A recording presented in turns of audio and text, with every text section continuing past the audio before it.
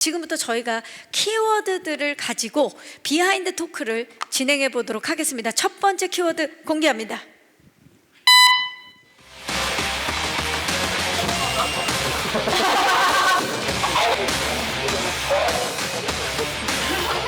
믿는다. 예, 박수! 와우. 첫 번째 키워드는 팀 중증입니다. 사실 팀워크가 생기는 데는 정말 켜켜이 쌓인 시간도 필요하고요. 그만큼 많은 에피소드들이 그 사이사이에 있는 건데, 얘기를 들어보니 팀 중증의 그 중심에 비법은 밥심이었다라는 소문이 있어요. 감독님, 주지훈 씨가 현장에서 밥을 꼭 같이 먹자고 제안했다면서요? 네. 예, 얘기 좀 해주시죠.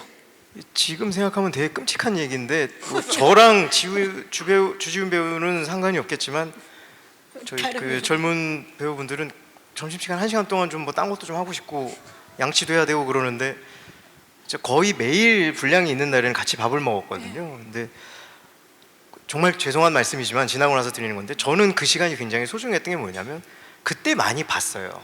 이 친구들이 어떤 친구들이고, 그러니까 주지훈 배우 같은 경우에 워낙 오랜 시간을 봐왔고 해서 다 잘 알고 있는 배우분이지만 이제 다른 친구들과 어떤 것들을 좀 넣어가면 더 재밌어지겠구나라는 것들을 현장에서 캐치할 수 있는 저한테 굉장히 소중한 시간들이었고요.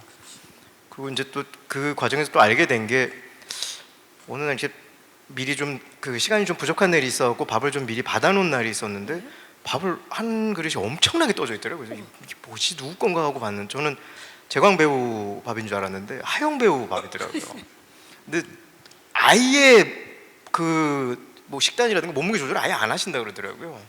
상상 이상으로 많이 먹습니다. 이제 그런 장면들이 실제로 저희 그 시리즈 안에 녹아 들어가 있어요. 그러니까 어느 정도 원작에도 설정이 있긴 했는데 그 부분이 재밌을까 하는 생각이 있었는데 진짜로 그 양이 다 사라지는 걸 보고 아, 이건 써먹어야겠다라는 생각이 들어서. 그래서 작품에도 놓으셨나요? 네, 분명히 들어간 지점들이 있더라고요. 이야, 네. 한국인은 밥심이죠. 그렇죠. 예. 그리고 함께 먹으면서 식구가 되어간다고 하지 않습니까? 네. 그렇죠. 주지훈 씨, 다 큰 계획이 있었군요. 이게 좀 자칫 오해가 있는데 이게 현대 사회에서 제가 뭐 강요할 수는 없습니다, 친구들에게. 근데 제가 뭐 예를 들면 한 9시, 10시 좀 허기질 때 되면 또 거기가 이제 세트장이지 좀 시골이니까 음식 먹는 게 좀 한계가 있어요. 맞아요. 근데 저희가 밥차가 있긴 한데 다들 뭐 날씨 따라 못 따라 해서 제가 물어봐요. 혹시 점심 같이 하면 뭐 부대찌개 괜찮냐? 우리 아니면 나랑 감독님은 부대찌개 이거 먹을 건데 니네도 먹을래? 왜냐면 먹는다고 하면 얘네 그 인분을 사와야 되니까. 제가 사오는 거예요. 네, 돈 각출하지 않습니다. 제가 사오는 거예요.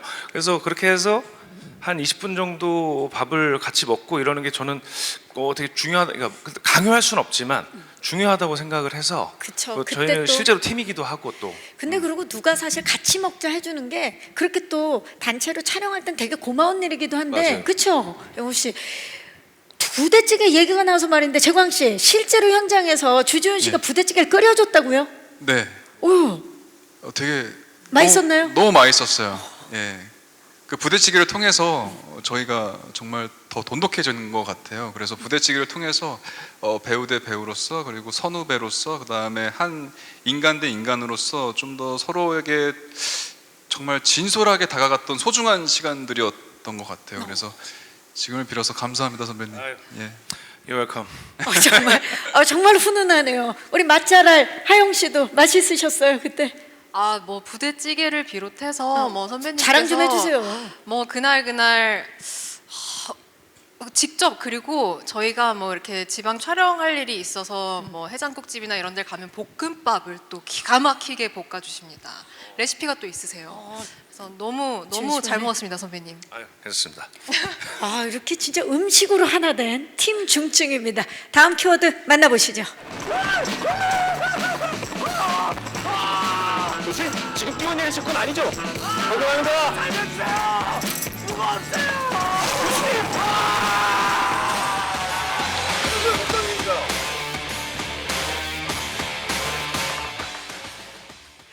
중증외상센터에서 정말 빠질 수 없는 게 이 헬리콥터죠. 오늘 저희도 등장을 헬리콥터와 함께 했는데, 예고편에서 백강혁이 양재현을 어깨에 들쳐매고 쫙 진짜 레펠처럼 쫙 뛰어내릴 때 정말 그 부분이 인상적이었거든요. 촬영은 어떻게 진행됐나요? 지금 영상을 보니까 실제 헬기와 그리고 그린 스크린이 함께 보이고 있는데요, 감독님. 네, 저희가 실제로 그 이제 폐기된 구조 헬기를 구해서 이제 그거를 다 너무 길이라든가 이런 것들이 너무 커서 이제 윗부분 프로펠러 부분과 꼬리 부분을 잘라서 매일 그걸 들고 다니면서 크레인에다가 매달아 놓고 촬영을 했었어요. 그래서 그러다 보니까 인물이 직접 그 접촉하는 부분들이나 이런 쪽은 실제 헬기다 보니까 훨씬 더 자연스러워지고 거기다가 이제 CG 팀이 나머지 부분들을 그려주셨는데 진짜 영혼을 갈아서 해주셨더라고요. 그래서 그러다 보니 퀄리티가 어느 정도 나왔던 것 같아요. 그래서 조금 덧붙이는 얘기를 하자면 저희 작품에서의 헬기는 그냥 단순한 어떤 탈 것 이상의 의미를 가지거든요. 그러니까 닥터 헬기라는 것이 환자가 위급할 때 그 환자를 쉬러 오는 시간을 줄일 수 있는 유일한 수단이에요.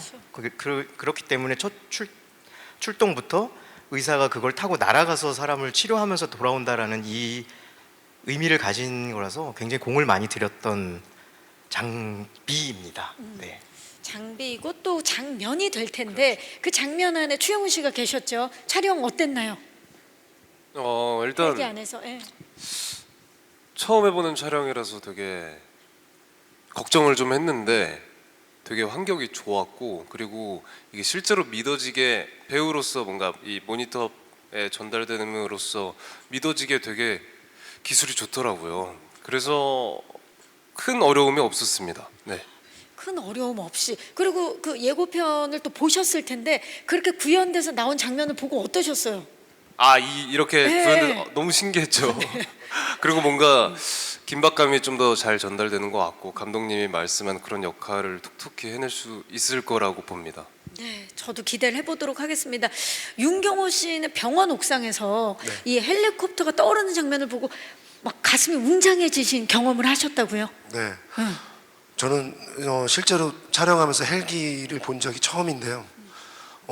이게 전쟁 영화도 아닌데 와, 이런 우리 의학 메디컬 드라마에서 헬기가 실제로 옥상에서 쫙 떠오르는 걸 보면서 감독님이 또 한번 다시 갈게요 하면은 헬기가 돌아서 다시 또 착륙을 하고 액션 하면 또 출발하고 다시 오세요 뭐고, 이걸 보면서 이게 넷플릭스 오리지널의 힘이구나, 이게 자본의 힘이구나 하는 그런 걸 하면서 이 자리에 함께 있다는 거에 웅장함을 느꼈었습니다.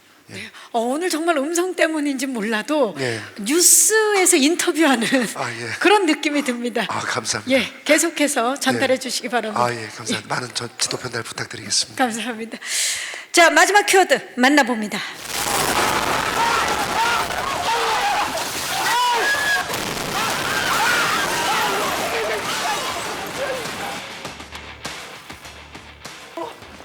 와, 정말이지 뭐 스케일도 속도감도 기존 그 메디컬 드라마 결이 굉장히 다르다는 생각이 드는데, 주준 씨가 이번에 그 영화 전작이었죠. 영화 비공식 작전 이후로 모로코 다시 방문하셨다고요? 예, 어떠셨나요? 여전하더라고요. 로커는 가는 시간도 똑같고 모로코를 로코라고 예. 하시는 거예요. 예. 거의 근 30시간이 걸리기 때문에 예. 아주 아름다운 나라지만 선뜻 발길이 떠나지진 않았어요. 예, 근데 또 찍을 건 찍어야 하니까 그럼요. 또 예. 반가운 마음으로 제외했죠. 그렇죠. 모로코와 제외한 그 장면들은 저희가 작품을 통해서 직접 만나볼 수 있을 것 같은데, 감독님 사실 로케이션도 다양하고 그리고 블록버스터급 볼거리들이 다양한 걸로 알고 있는데 조금씩 말씀을 부탁드립니다.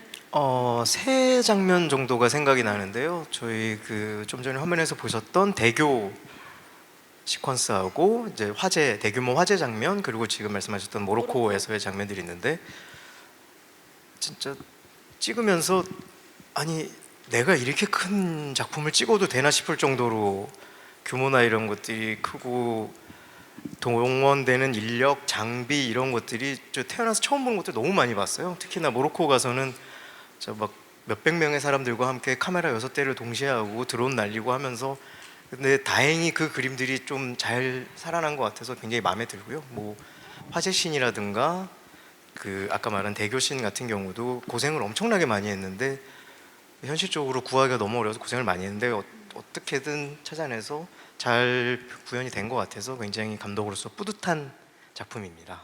네, 감독님도 뿌듯함을 표현해주고 계십니다.